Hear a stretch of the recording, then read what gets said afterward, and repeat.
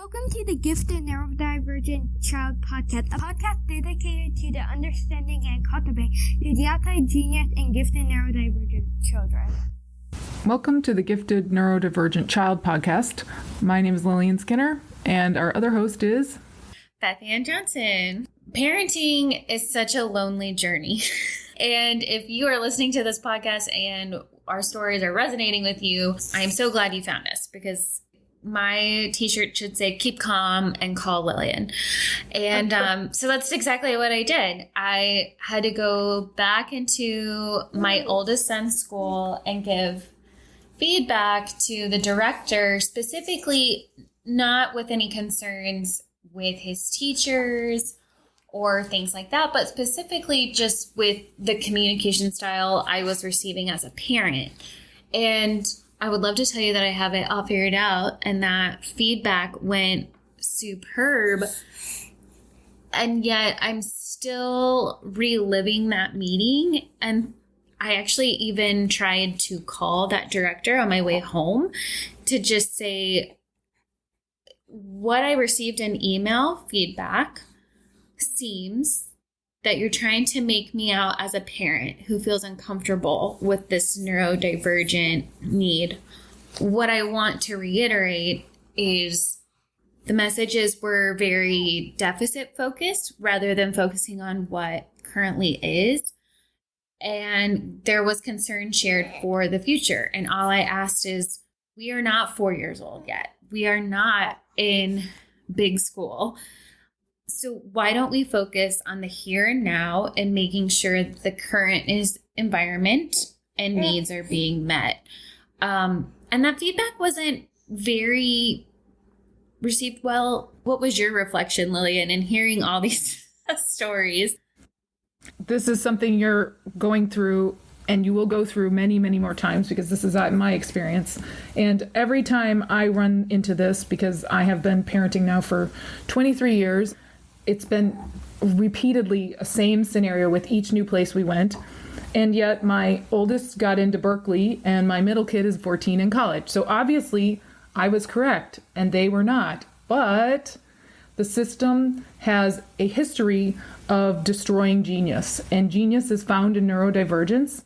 And I don't care how you slice it, it is our children that we need to accommodate for and their differences to allow them to be their fullest potential. Regardless of whether or not they're going to be genius, their fullest potential is found in knowing and trusting that they are brilliant in their own way and that they need to be cultivated as such. I always think of back to when I was sitting across from my middle kid's teacher, and this is when she was 9 years old, and the math teacher saying she's falling behind in math. And I'm saying, how can she be falling behind in math? She just tested into 18th grade. And they're saying, well, she doesn't know how to actually write that down. She does it in her head, and that doesn't count. And I was like, okay, she can do math to 18th grade level, but she is disabled because she's not writing it down, because you're working on multiplication, which she can do in her head. And therefore it doesn't count, and she is disabled. Let me just wonder if Einstein's mother right now had to go through this, because I'm guessing that this is why the boy had low grades.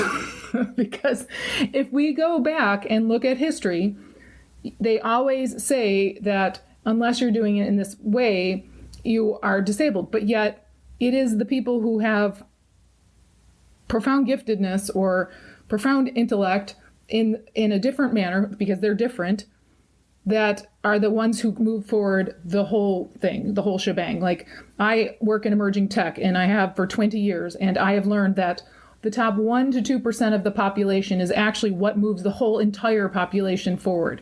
It is not the 80-20 rule. It's actually the 1 to 2%. And if your child is like my child or Beth Anne's child or children, if your children are like our children, you have a 1 to 2%er. If they're going into normal classes and they have neurodivergence, they're on the top 1 to 2%, and they will move the world forward as long as you allow them to be who they naturally are. And we have a system that has actually actively destroyed that, because they want to control our children. And that's what they're trying to do again, is trying to control him. So Beth Anne needs this break. I get that. I totally needed my break too. And I used to work it so that my kids went into a foreign language school because they didn't have the same conditioning that the American schools did. And they let my children be a more emotional, more everything that they are. But we have a system that is trying to, in one way, say we need creativity, we foster creativity, while still controlling children who are creative, who need the freedom, and saying there's something wrong with them. When that happens, all I can see is a million zillion colors of frustration, and I go home because this person is working actively against me because they truly believe what their education taught them, and they have not grown since then. And I have, and you have, and your child is the reason, is the catalyst, but I guess they don't have that, or they've chosen not to take it.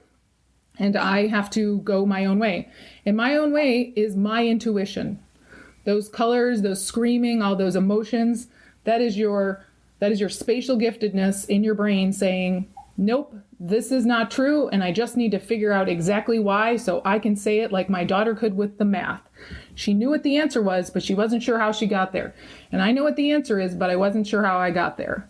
This is a beautiful lesson for everyone because we're going to learn intuition, how to realize intuition because of this.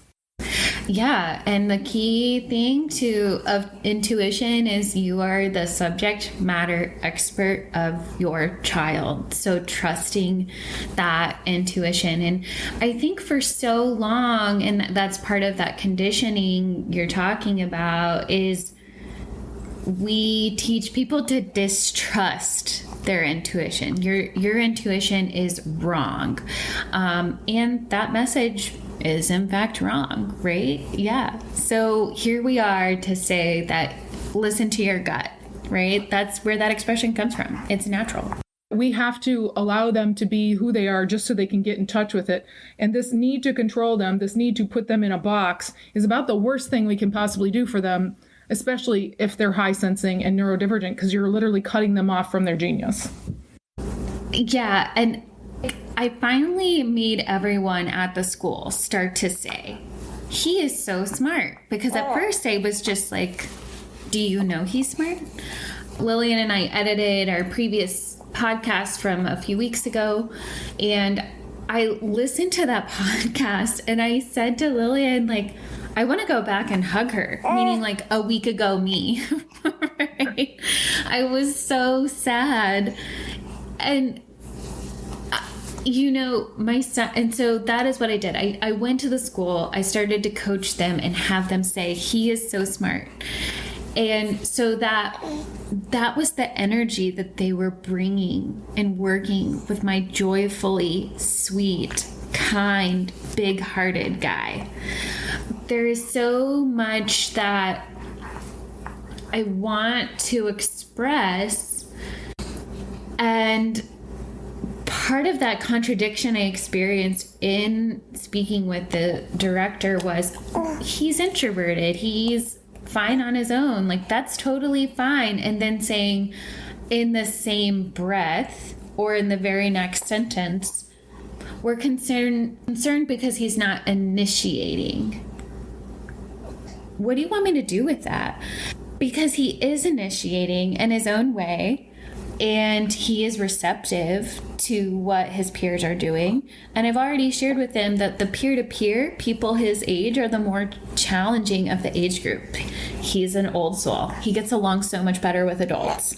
Coming at it from this perspective of, look, my son's potential is amazing. It's unknown. And you are trying to figure out how to be the best parent you can be for him, because you can't lose by choosing the potential of a genius. You can't lose by going with the idea that your son has the potential to be amazing, because even if your son ends up being, not that I don't think he is, because there's just really zero chance, but even if your son is not amazing, he will turn out more amazing either way if you shoot for amazing. So why would they want to go where they're going? The reason they want to go where they're going is because it's about control. It's about them getting to determine where the child goes and who the child is and what the child will be. And they are the ones who determine that potential. And our whole entire system is about determining your potential instead of letting you. And then we talk about free will, but yet We have a system that gives you all this testing. We have a system that gives you access to certain classes, but not to others, access to certain, whether it be via money or via testing or grades or whatever, where they dictate what you can and cannot be. And that is kind of going away because of AI. AI will be a teacher that lets you have access to all the best information in some cases, or all the information that's at least fairly well averagely known, so that you can do your own research over and above it to come up with your own ideas. And this is going to change everything, because instead of us having to write it down and prove ourselves to get through to the next class, we're going to be able to do this in our own home. And this is what I'm doing right now, and this is what you're doing right now, where I am creating a new way of seeing spatial giftedness in those of us with neurodivergence, because I believe our spatial giftedness allows us to grow to a degree that average does not even realize is out there. The reason you go to the doctor, and sometimes you get a doctor that you feel seen by, and most of the time you don't, is because you just met a neurodivergent. The reason you go to a florist and she gives you an amazing floral and you're like, holy cow, this is the most beautiful one I've ever seen, and the rest of the time you go and get one and you're like, oh, I paid that much money for this, is because you just met a neurodivergent. You've met a spatially gifted person who can see in ways that you cannot teach. And that's what our children offer the world. And that's why they're identifying us, because they haven't identified us. They've gotten us really cheap for generations now, where they didn't identify the giftedness that was outside math and science. Literally, they don't identify the giftedness in English, because I have already said it before in my podcast. My kids who are gifted in the English, philosophy, humanities, they do worse than their sister who is gifted in the math and sciences and does the least amount of effort in the Englishes, and yet scores higher than they do, which is mind-boggling to me, because she's not trying and they're trying with all their heart and soul, and they're punished for it. And I've just come to realize that the whole system's set up to identify math and science, to semi-cultivate it, but not in a healthy way, because if you're really healthy, you're like this prodigy that I just read about in China, who went into school at 10, and now he's 26 or 8. He told his parents he wasn't going to go get his PhD unless they bought him a $2 million or $1 million apartment in China. And so they did, but they only rented it. They didn't actually buy it for him. So now he's stopped working. He said, well, that apartment would be now worth $10 million. So they can pay for me because they never bought me that apartment. And that was the deal. And I got my PhD, and I don't feel like working this hard. They didn't cover their half of the agreement.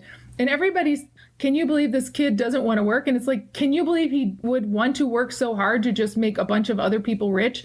Do we not realize that our system, it's set up so that the smartest people are exploited and that they're not actually benefiting themselves? I mean, if you go into college right now and you come up with amazing things, the credit goes to your professor, not you.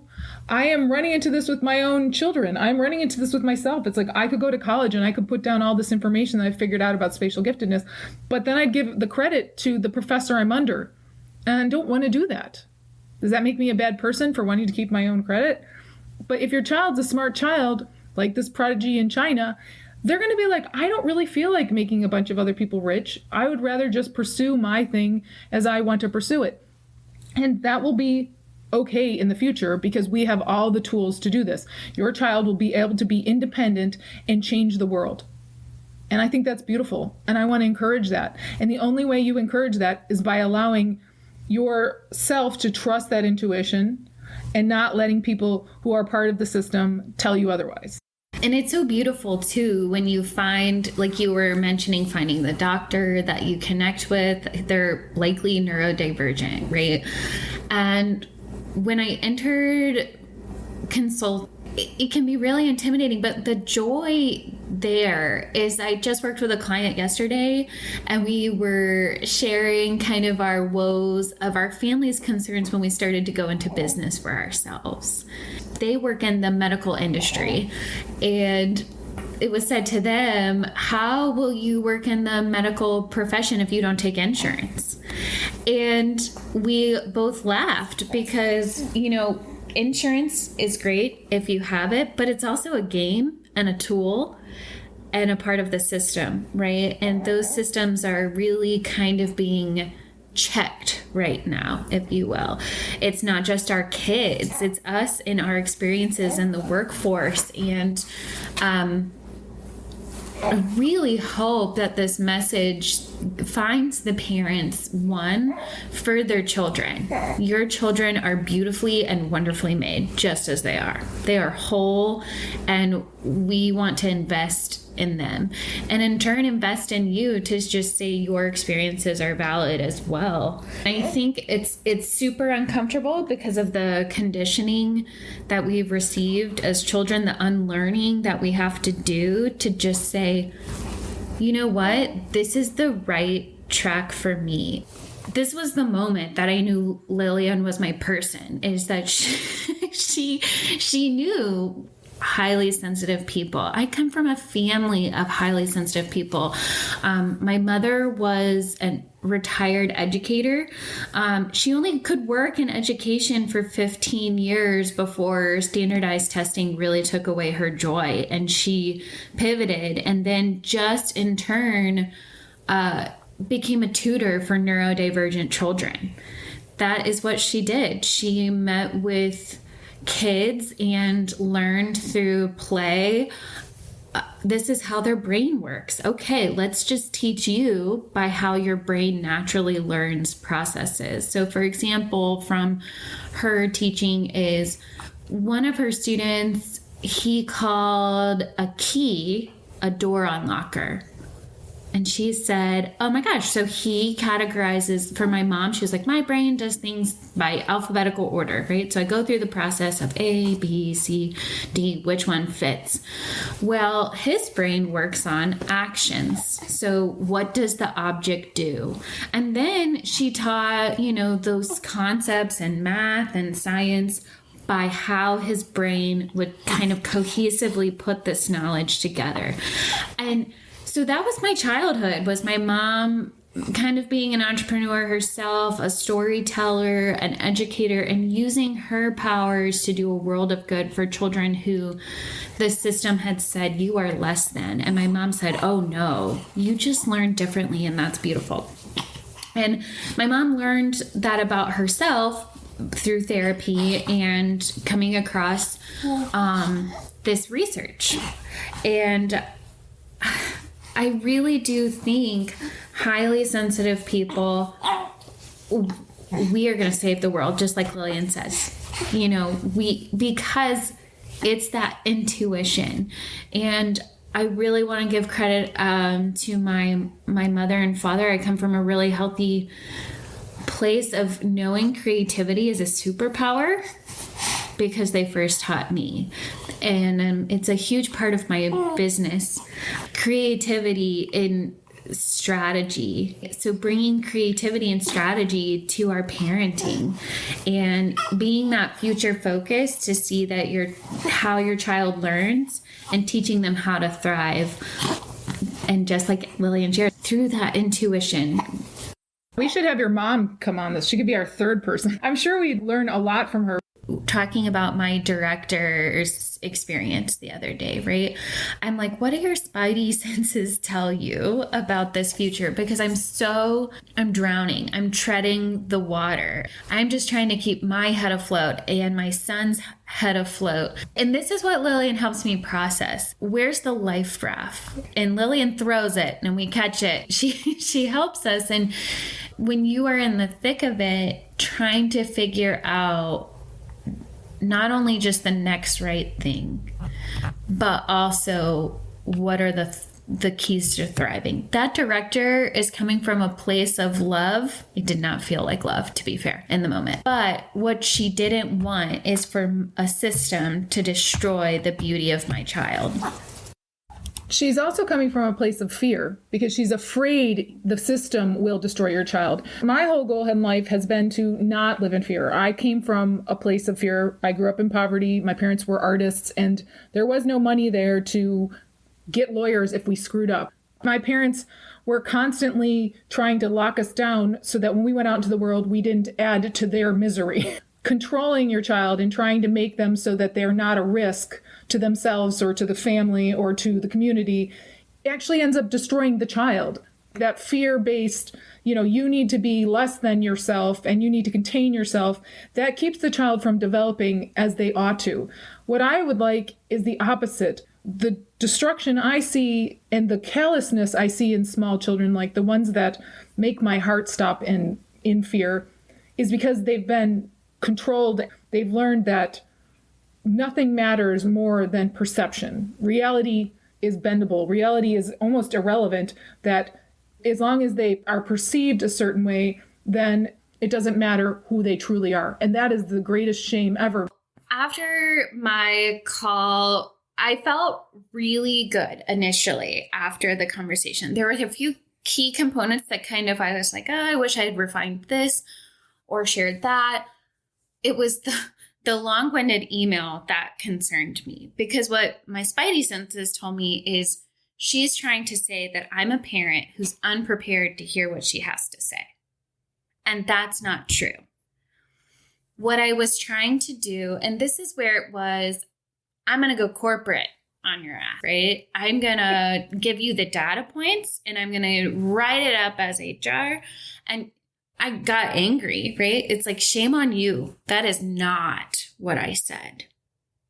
And so what I'm going to do, I'm going to swing by her door and I'm going to say, hey, I want to make it clear. I believe in therapies. I believe in intervention services. And I know my child is neurodivergent and gifted, and I own that. What I was trying to achieve was, I have felt since February that your feedback is abrasive. When I asked you to quit focusing on the future and focus on the present, it was because I need you to get my oldest son in the healthiest place now. It's not her place. You're his future. That's exactly right. I'm the subject matter expert on my son's experience. I have his best interest at heart for his future. I will worry about the future. What I will do is say, I'm going to recap this in-person conversation in response to your long-winded email from yesterday. I'm going to ask that I CC your direct report from the church, because this is a church, and in hopes that she understands the problem is not me as a parent. The problem is not my child. The problem is her. It seems like you're getting into a little bit of a power play with her. She's in charge of this thing. She feels she's in charge of your child. She feels this is her domain and she gets to dictate what will go down. And you're like, this is my child, so therefore it's my domain. And she said, we're not just some babysitter in her email, which I found to be interesting because she was elevating herself. And so she was saying to you, I feel like you are demeaning me, as she demeaned your son. So you're in this weird dynamic where somehow she is feeling attacked as she attacks your son. And I also asked her explicitly to quit sharing her opinion. And she's like, I can't do that. That would be a disservice to your son. And I said, facts, your child needs intervention services. Your child needs speech. Your child could use maybe an OT evaluation. Facts. Opinions are where you stepped out of line and said he wasn't neurodivergent, that you suspected something outside of neurodivergences. Opinions require consent. We all give our opinion all the time, and she is welcome to give her opinion, but she's also then must accept the consequences of doing such. Right. If she's not careful, it's going to be a lawsuit. There's always a question that you have to ask of why is she pushing this so hard? If it's not benefiting my son, who is it benefiting? My end goal is I believe in her. I believe in this program. I believe in my son's teachers. Lillian, what do your spidey senses say? The thing I would do is drive her to give you so much information that you sink her with it or she convinces you. Never let her be the resounding expert. Make yourself the one, always. This is why I've ended up where I'm at. I have let everybody tell me what they believe, tell me what they think. Okay, give me your data to back that up. And 80% of the time they have none, or they give me something, but it's very shallow. And so what I do is I go out and I figure it out on my own, because higher sensing is intelligence and we have to learn to use it. This is what makes great lawyers, great investigators, anybody that has that extra Aaron Brockovich-ness to them, that they go out and figure it out. I say, go into her email, pull it apart and ask her for more. This is not enough information. Give me more. And eventually you'll hit the wall where she's right or she's absolutely wrong. And I'm guessing 80% of it's wrong. That's where I get stuck, right? The contradiction where I was just like, wait, you just said we weren't worried about social, but then you put in this email social. Yeah. And that social thing, let her tell you everything about it. And then I will give you gifted stuff on it, because I just went through this too. People keep telling me that my daughter, who's 14, who's in college, is missing out on social. And when you go to the gifted spaces, you know what they tell you?